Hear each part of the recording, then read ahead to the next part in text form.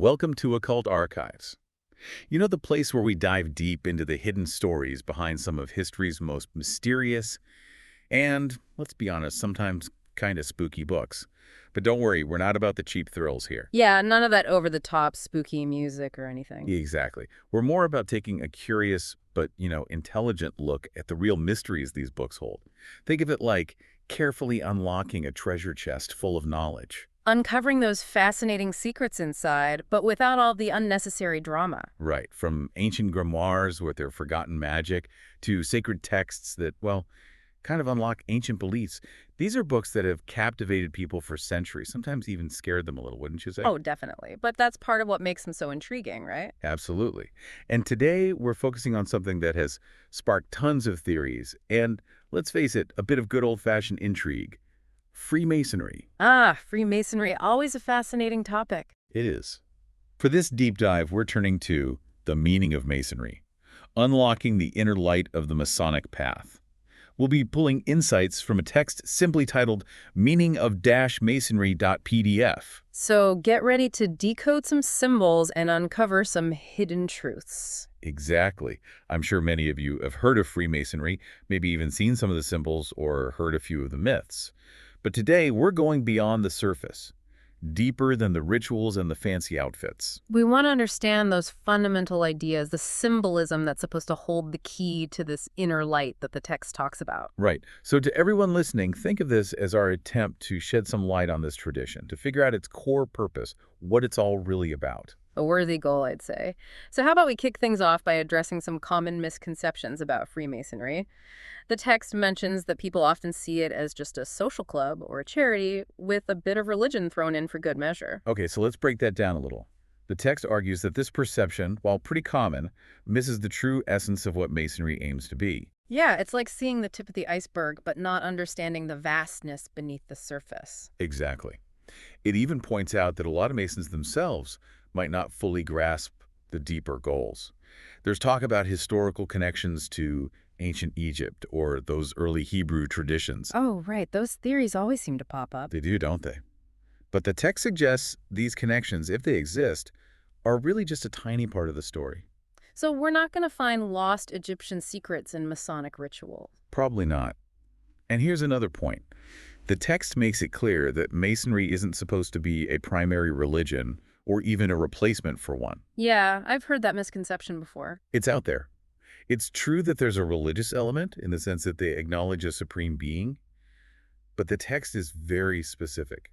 No talking about specific religions within the lodge. Makes sense. Keeps things harmonious, focused on the shared principles. Exactly.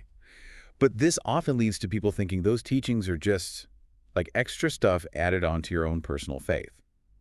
The author quotes that classic definition, a system of morality veiled in allegory and illustrated by symbols. Oh, yeah, I've heard that one before. It sounds a bit cryptic, though, doesn't it? It does. But the text says, well, yeah, it's accurate, but it doesn't tell the whole story. And this is where things get really interesting.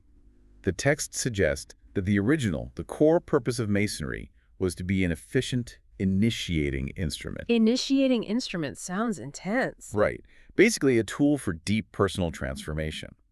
But over time, it argues, this main purpose kind of got overshadowed by the focus on, social events and charity work. So, like, those became the main focus for some, rather than the self-improvement aspect. Yeah, and while those things are good, the text implies that they're not the central reason Masonry exists. It even suggests some members mainly stick around because of the charitable institutions. Which, like you said, are important, but not the heart of the matter. Now, here's something that really stood out to me. This broader concept of Masonic relief. Relief, as in helping others. Right. But it's not just about material help. The text emphasizes that it extends to spiritual poverty, too. So it's about helping people who are, lost or unfulfilled in a spiritual sense. Exactly. The idea is that when you join the craft, you're acknowledging this inner need, this emptiness, and you're willing to put aside worldly concerns to pursue spiritual growth. It's like recognizing you're lacking something and actively seeking to fill that void. Okay, so we've tackled a few misconceptions. Now, how about we dig into what the text actually says about the deeper meaning of Masonry? Sounds good to me. Where do we start? Well, there's this recurring theme of self-knowledge. But it's not just about knowing your favorite color or what you like for dinner. No, I'd imagine it's a bit more profound than that. Right. The text describes it as a lifelong, strenuous pursuit. Whoa, lifelong. That's a serious commitment. It is. And it presents this kind of hierarchy of understanding within Masonry. The text suggests that even those who have reached high ranks might still just be beginners, entered apprentices, in terms of true self-awareness. So even the experienced guys are still learning when it comes to self-knowledge. It seems so. And here's another point. It claims that a true, full Master Mason, someone who's achieved a conscious connection with the, well, author and giver of life. You mean like a higher power or God? Yeah, that's the implication. Anyway, it says that's a very rare thing. Wow, so it's not just about going through the motions of the ceremonies. You have to really work at it. That's the message. And this is where the text emphasizes the allegorical nature of Masonry, comparing it to those ancient temples of initiation with the inscription, "Know thyself." Ah, that classic philosophical challenge. It suggests that Masonry, with its symbols and rituals, is like a modern-day version of that ancient quest for self-understanding. And that this self-knowledge is the key to unlocking deeper truths about ourselves and the universe. Now, let's talk about where this modern Masonic symbolism came from. The text tells us that it mostly took shape in the 1700s, drawing inspiration from the traditions of those medieval building guilds. Okay, the guilds, those groups of skilled craftsmen. Right. But here's the important part. Masonry didn't just copy those rituals and symbols, it expanded their meanings and how they were used. The text gives this example of like tools from the builder's trade, hammers, chisels, that sort of thing, being given spiritual significance. So a hammer isn't just a hammer, it represents something more. Exactly. And it even points to similar allegorical systems in other ancient cultures, like a 5,000-year-old Egyptian system that used shipbuilding as its framework. So it's not just a Western thing, this idea of finding deeper meanings in everyday activities. It seems to be a universal human thing. Makes sense when you think about it. Humans have always looked for deeper meaning in the world around them. And using architectural terms in Masonry, it makes perfect sense, right? Yeah, I can see why they'd go for that. The text says these terms were easily accessible, already familiar to the existing guilds, and, most importantly, they were full of symbolism. Like a cornerstone represents stability. A foundation signifies new beginnings, powerful stuff. Laying the groundwork, both literally and figuratively. Okay, so let's get into the heart of Masonic teaching, according to this text. The journey of initiation through those 3 degrees, entered apprentice, fellow craft, and master mason. Each degree is like a stage in a process of personal and spiritual transformation, right? That's how the text presents it. So let's start with the entered apprentice. This degree emphasizes purification and mastering your, well, let's call it our baser nature. Our baser nature. You mean those primal urges and emotions? Yeah, things like that. It's symbolized by working the rough ashlar, that unshaped stone. Ah, I see. So it's about recognizing your potential, but also the work that needs to be done to refine it? Exactly. Taking that rough, unpolished self and starting to shape it into something more. What about the key insights of the entered apprentice stage? Anything that really stood out to you?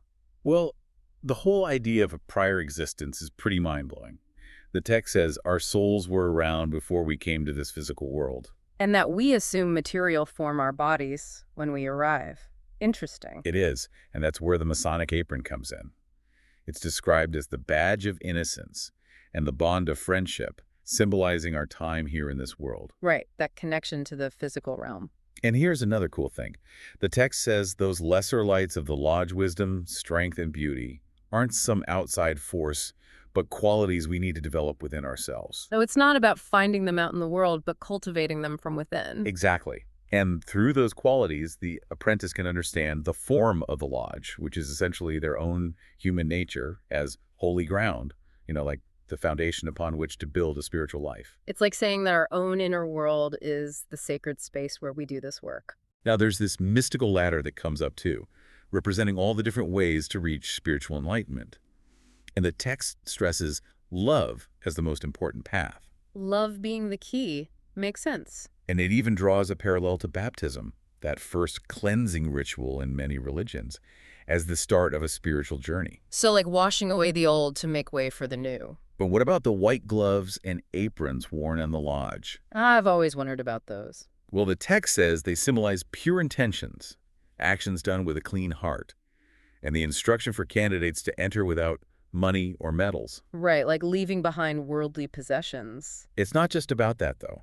The text interprets it as representing a detachment from worldly desires, those mental impurities that can block you from true understanding. It's about shedding those attachments that weigh us down. So the entered apprentice degree is all about laying that foundation, the initial purification. Getting rid of the gunk, so to speak. Okay, so we've moved from purifying our baser nature to actively exploring our inner world.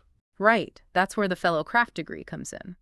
The focus shifts to contemplation and the search for enlightenment. It's about studying how our minds work, understanding the human soul, and recognizing how it's connected to something bigger, the divine.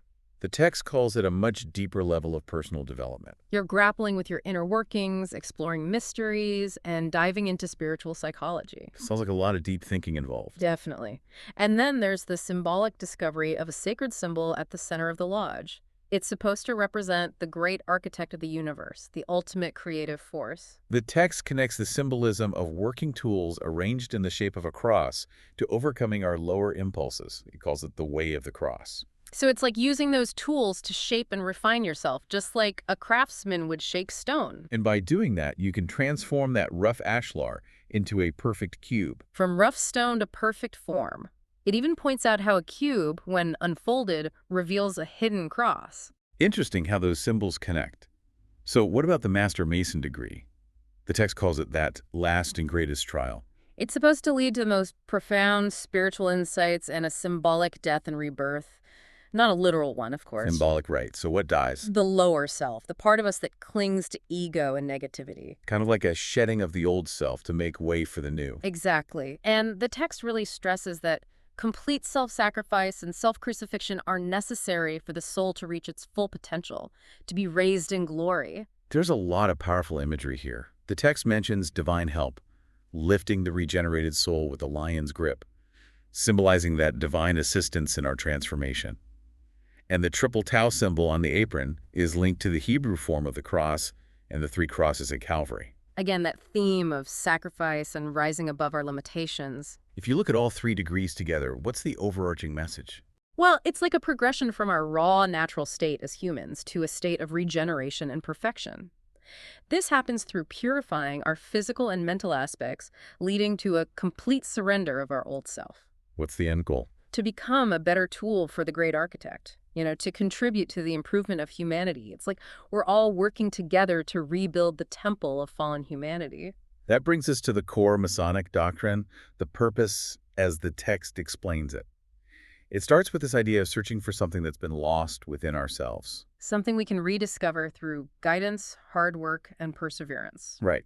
The text describes our current world as the antipodes, basically the opposite of a more genuine reality, the one we came from and can return to through self-knowledge and self-discipline. It's like this world is just a shadow, a reflection of a truer existence. A bit like Plato's cave, where we only see the shadows of reality. Yeah, kind of. It describes this world as a workshop where we prepare symbolic stones and timber for a mystical Jerusalem, a temple built without hands or metal tools, meaning it's a spiritual, not a physical creation. So it's all about inner construction, not outward appearances. And because this world is temporary, it's seen as a place of substituted secrets. We're only dealing with shadows until we experience a true raising to Master Mason. Which is when we can finally understand the genuine secrets and the real deal. The journey is depicted as a movement from the mystical East, where we began, to the West, this world, and then ultimately back to the source. A return to our origins, but transformed by our experiences. Why is there so much allegory and symbolism in Masonic teaching? The text says it's intentional to protect those deeper understandings. Like in life, truth often reveals itself slowly to those who are ready. It makes sure those deeper meanings are only accessible to those who approach them with reverence and an open mind. And what about those deeper secrets? Well, the text says they're many and valuable, waiting to be discovered by those who seek, question, and keep knocking on that door of knowledge. It also mentions the drawn sword and cable tow, right? Right. Those come up when discussing the more advanced initiations that go beyond those first 3 degrees. They symbolize the risks for those who aren't morally prepared and the danger of moral suicide, basically a serious spiritual setback. For those who start on the path of enlightenment and then deliberately choose to go backward to embrace negativity. The text makes it clear that true initiation goes beyond just going through the motions. Yeah, it's not just about the rituals. It's about letting those symbols become real in your everyday life. It's about seeing Masonry as a path to genuine spiritual rebirth. And it even hints at even deeper levels of initiation that exist beyond the standard craft degrees. So it's like there's always more to discover. The text also talks about these internal eminences, the true rewards that Masons should aspire to. Right, and those are achieved by truly understanding the meaning behind the symbols, not just taking them at face value. And that leads us to how the text views Masonry as a philosophy. It mentions a growing, higher Masonic consciousness among its members. They're realizing that Masonry is more than just basic moral teachings or preserving old builders' traditions. It asks a big question. What's the point of just imitating those historical guilds or keeping up a huge organization if it's only for basic symbolism and social events? It points out that the third degree, that central story, has nothing to do with the actual work of a stonemason.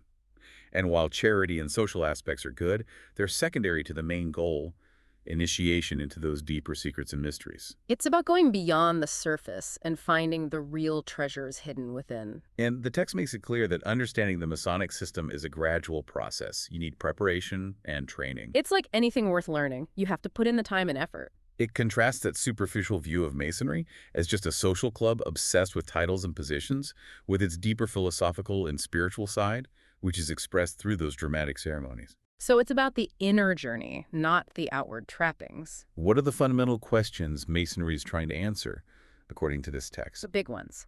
What am I? Where did I come from? Where am I going? It says that anyone seeking Masonic enlightenment should be grappling with these questions. If you're just there for social reasons or self-promotion, you're missing the point. The text acknowledges that humanity has lost a state of perfection that once existed. But it also offers a way to get it back through divine assistance and personal effort. That's a powerful message, wouldn't you say? It is. It describes the east of the lodge as the symbolic source of light and the west as the imperfect world we currently inhabit. And the ceremonies are all about self-purification and self-improvement, ultimately leading to a state where we're free from our old selves and reunited with that source of life. So it's about dying to our old selves and being reborn into something greater. The text concludes by saying that for those who truly engage with its teachings, Masonry can become a working philosophy to understand the meaning of life and our destiny. It's not just a set of beliefs, it's a way of life, a guide to navigate those deeper mysteries of the soul. So to wrap up this deep dive, the main message is clear. Masonry is about self-knowledge, spiritual growth, and that deep personal transformation. Those symbols and rituals, the things that might seem old-fashioned or just for show, actually have deep meaning. They're all about who we are and how we connect to something larger than ourselves. And you know what? This whole discussion has really gotten me thinking about those big questions. My own nature, where I come from, where I'm headed. It makes you wonder, doesn't it? It does. So here's a final thought for everyone listening. If our world, and even ourselves, are just allegories and symbols like the text suggests, what deeper truths might they be pointing to? What steps can we take on our own paths of self-discovery to understand those deeper realities? It's a journey that seems intensely personal, maybe even life-changing, if we're willing to take it. A journey worth exploring.